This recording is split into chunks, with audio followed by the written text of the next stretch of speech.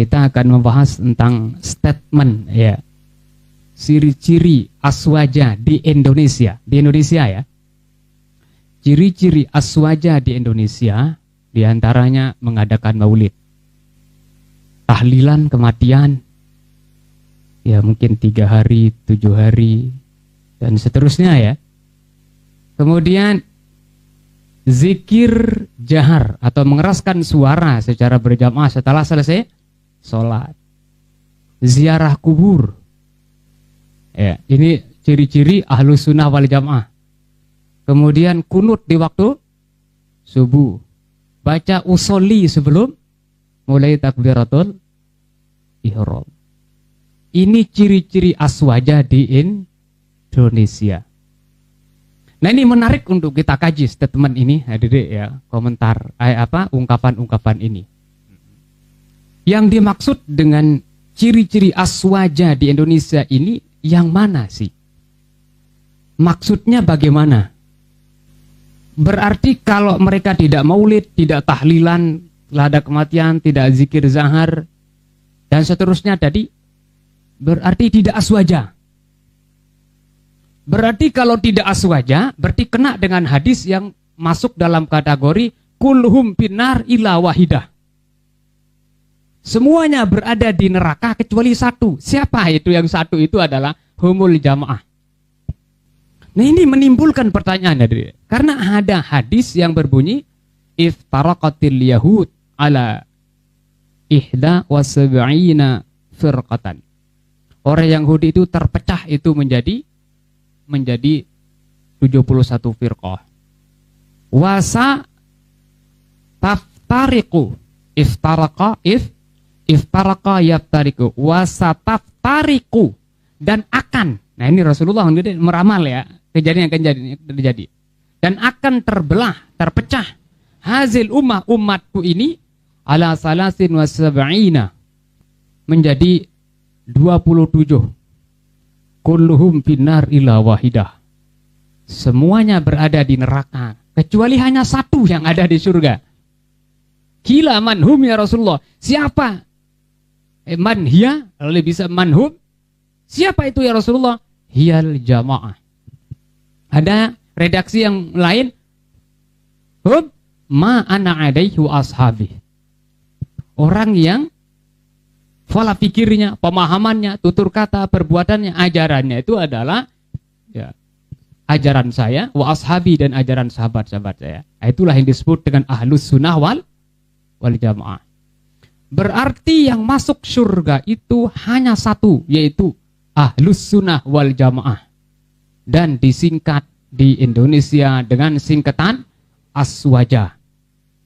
Dan tadi ciri-cirinya disebutkan oleh salah seorang ustadz itu, mengatakan mengadakan maulid, terus tahlilan kematian, zikir jahar setelah selesai sholat, ziarah kubur, kunut, baca usolli.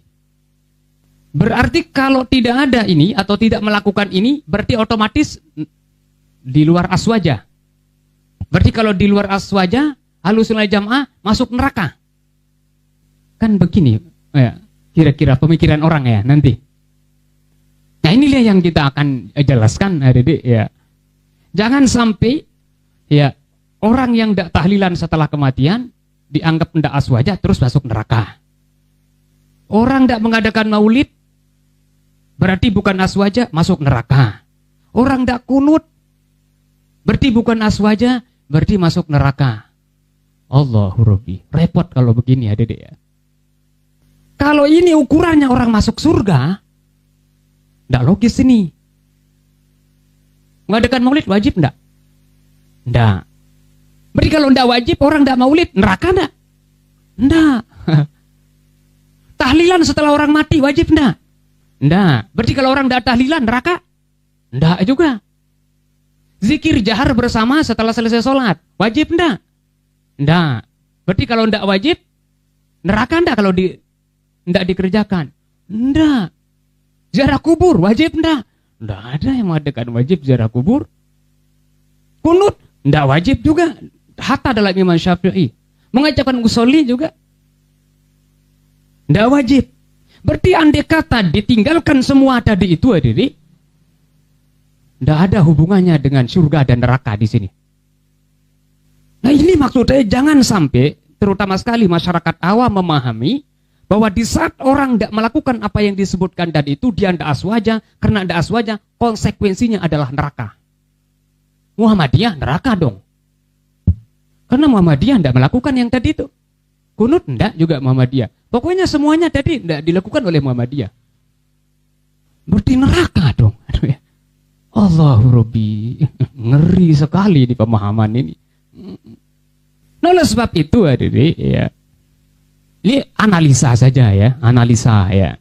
Yang namanya analisa bisa benar bisa salah. Ya, ya analisa saya. Ya, kata-kata ahlus sunnah wal jamaah itu bisa kita kelompokkan atau kita bagi menjadi dua. Pertama, ahlus sunnah dalam arti kata sebuah komunitas atau kelompok. Nah, kalau ahlus sunnah wal jamaah atau aswaja sebagai komunitas atau kelompok tertentu misalnya di Indonesia, kayak NU dan misalnya NW dan yang sejenisnya, ya nyocoklah dijadikan ciri-cirinya itu adalah yang disebutkan tadi itu. Adakan maulid, tahlilan, zikir jahar, ziarah kubur, kudut, baca usolli. Ini kalau dihubungkan hadirin dengan aswaja ditinjau dari segi kelompok. Aswaja ditinjau dari segi kelompok. Ya. Kalau misalnya NU dianggap aswaja, NW dianggap aswaja, ciri-cirinya seperti yang sudah disebutkan tadi, ya pas. Tapi di sini aswaja tidak ada hubungannya dengan orang masuk neraka maupun masuk surga. Tidak ada hubungannya aswaja yang menyebabkan dia itu sendiriannya menjadi ahlul jannah, terus yang lain menjadi ahlun nar. Karena sekali lagi ya, Dede, ya ciri-ciri yang sudah disebutkan tadi itu andai kata ditinggalkan tidak menyebabkan masuk neraka. Kenapa? Karena yang disebut tadi itu adalah tidak ada yang wajib. Oleh sebab itu, tidak bisa dikaitkan dengan ciri-ciri ini. Kalau ciri-ciri ini tidak ada pada seorang, kemudian dia itu non aswaja dan dianggap itu masuk neraka. Nauzubillahi min zalik. Nah, kemudian yang kedua, aswaja atau ahlus sunnah wal jamaah dari segi pemikiran, dari segi tutur kata, perbuatan atau tingkah laku atau kehidupan sehari-hari atau cara ibadah sesuai dengan ahlus sunnah wal jamaah. Siapa itu ahlus sunnah wal jamaah? Maksudnya berarti orang yang sesuai cara ibadahnya, tingkah lakunya, perbuatannya, tutur katanya sesuai dengan sunnah, yakni Rasulullah SAW, dan sesuai dengan al-jamaah, yakni as-sahabah. Sahabat. Berarti apapun ormasnya, mau NU, mau NW, mau Salafi, mau Muhammadiyah, mau Persis, mau Matlaul Anwar, apa nama-nama yang ada di Indonesia. Yang penting perilakunya, pola pikirnya, tutur katanya, perbuatannya, ibadahnya sama, artinya sesuai dengan Rasulullah SAW, sesuai dengan sahabat, berarti itu masuk dalam kategori ahlus sunnah wal jamaah, dan itulah yang masuk surga. Walaupun NU tapi tidak sesuai dengan ajaran Rasulullah dan sahabat, ya tidak bisa juga Dede, ya masuk dalam yang satu itu. Nah itu sebabnya tadi saya bagi ya Dede, ya. Ahlus sunnah jamaah itu ada yang sifatnya komunitas atau kelompok, dan ada yang sifatnya berbentuk ya perilaku, perbuatan, ajaran yang sesuai dengan as-sunnah dan sesuai dengan al-jamaah. As-sunnah itu maksudnya Rasulullah, kemudian al-jamaah itu adalah sahabat. Nah sekali lagi ya Didi, ya kalau kita pakai yang kedua ahlus sunnah maksudnya ya, dengan yang kedua ini, maka apapun itu kelompoknya, mau salafi, mau non salafi, ya tetap dia itu bisa masuk ke dalam surga atau termasuk dalam kategori al-wahidah tadi itu. Yang satu tadi itu kalau sesuai semua perilakunya, tingkah lakunya, ibadahnya dengan as-sunnah yakni Rasulullah dan as-sahabah dan sahabat. Nah, sebab kalau kita tidak mengkaitkan dengan ini ya, atau kita kaitkan hanya dengan kelompok, semuanya itu mengaku bahwa mereka ahlus sunnah wal jamaah. Nah, ini saya terakhir ya, sebagai penutup kita, saya akan bacakan di sini bagaimana pandangan atau pendapat Syekh bin Baz. Syekh bin Baz itu kan masuk dalam kategori ulama salafi tentang hadis yang tadi itu. Kalau secara kalau secara komunitas berarti Syekh bin Baz tidak masuk dalam aswaja ya. Tapi kalau secara ajaran mereka menganggap dirinya aswaja atau ajaran yang berhubungan yang sesuai dengan Rasulullah dan sahabat. Nah, coba gimana ini pandangan daripada Syekh bin Baz di saat ditanya tentang hadis yang berbunyi tadi, Iftarqatil Yahud ala 71 firqah. Yahudi itu akan terpecah menjadi 71 kelompok dan wasatab tariku hazil ummah, dan umat ini maksudnya ya umat Nabi besar Muhammad sallallahu alaihi wasallam yaitu akan terpecah menjadi salasin wasab'in, menjadi 73 kulluha finar. Nah, semuanya di neraka atau kulluhum finar, semuanya di neraka ilawah wahidah kecuali satu. Apa pendapat mereka? Pendapat Syekh bin Baz, ya ulama salafi ini. Atau kalau di Indonesia kan tidak dianggap aswaja. Dia mengatakan jawabannya apa? Oh, fal wahidah, yang satu itu hum ahlus sunnah wal jamaah. Ini tegas ini Syekh bin Baz itu. Yang satu yang selamat itu adalah ahlus sunnah wal jamaah. Berarti Syekh bin Baz sendiri kalau ditinjau dari segi ajaran mengaku ya, dari segi ajaran ya, mengaku ajarannya itu adalah apa yang diajarkan, apa yang dia sebarkan, apa yang diamalkan adalah sesuai dengan sunnah dan jamaah, sesuai dengan ajaran Rasulullah dan ajaran sahabat. Karena Rasulullah juga memerintahkan untuk mengikuti sahabat. Ashabi kan nujum ayyuhum iqtadaitum ihtadaitum. Sahabatku bagaikan bintang. Siapa saja yang kalian ikuti maka engkau akan mendapat petunjuk.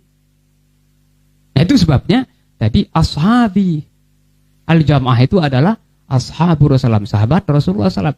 Ini ulama salafi sendiri secara ajaran mengaku mereka itu adalah ahlus sunnah wal jamaah. Secara ajaran ya, bukan secara komunitas atau kelompok yang di Indonesia. Kalau di Indonesia ya termasuk Syekh bin Baz tidak masuk dalam aswaja ahlus sunnah wal jamaah. Tapi beliau sendiri secara ajaran mengaku itu adalah ahlus sunnah wal jamaah. Ini jelas beliau jawabannya. Humus sahabah wa atba'uhum. Oh, mereka itu adalah sahabat dan pengikut-pengikut mereka. Bi ihsan. Ikut dalam masalah apa? Bi ihsan, untuk berbuat baik. Siapa mereka itu? Ahlus sunnah jamaah itu ahlut tauhid wal iman. Orang yang mengisahkan Allah, orang yang percaya kepada Allah Subhanahu wa taala. Nah, terus yang 72 itu siapa? Wasintani wasab'un, 72 itu adalah mutawa'aduna binar, orang yang dijanjikan diancam dengan neraka. Siapa yang diancam dengan neraka?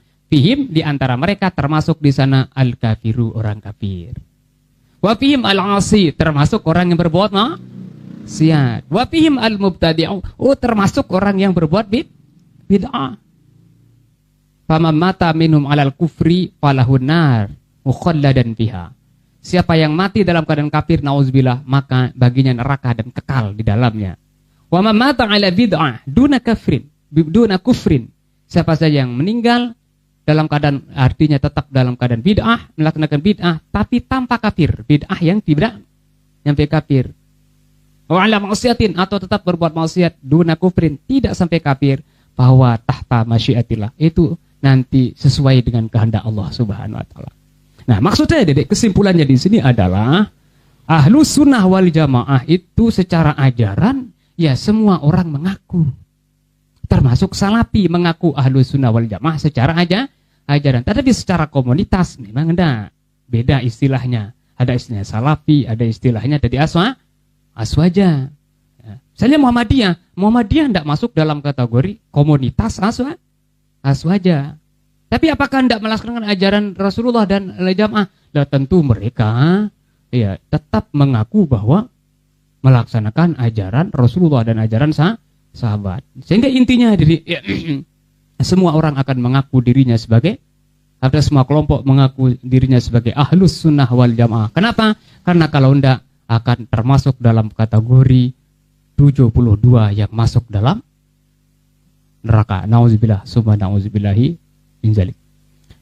Ya, mungkin sekedar ini yang saya sampaikan, mudah-mudahan bermanfaat dan ya menjadi tambahan ilmu pengetahuan wawasan, dan mudah-mudahan ya setelah mendengar pembahasan ulasan ini ya jangan sampai ada kelompok yang lain masuk neraka. Kita kepingin semua kelompok masuk semua kelompok masuk surga, dan kita semua, artinya kelompok manapun termasuk dalam kategori ahlus sunnah wal jamaah selama ya ajarannya sesuai dengan ajaran Rasulullah dan sahabat. Sekian, wallahul muwaffiq wal hadi ila sabilir rasyad. Wassalamualaikum warahmatullahi wabarakatuh.